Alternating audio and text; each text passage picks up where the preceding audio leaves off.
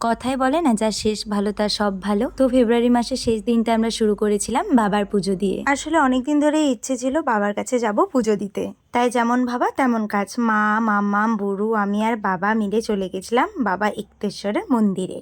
আর আমি শুনেছি নাকি বাবার প্রিয় রং সবুজ, তো সেইভাবে না মানলেও সেদিন কেন জানি সবুজ পরে যেতে মন করলো।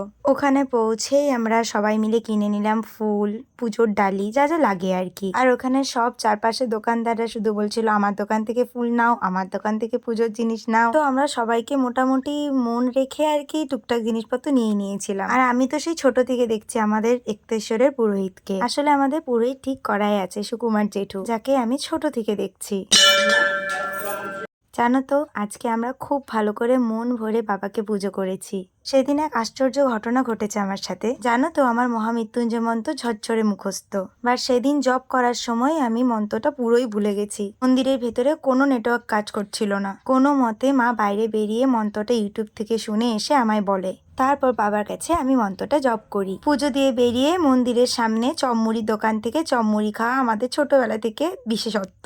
যাই হোক, এরপর চলে আসি বাড়ি।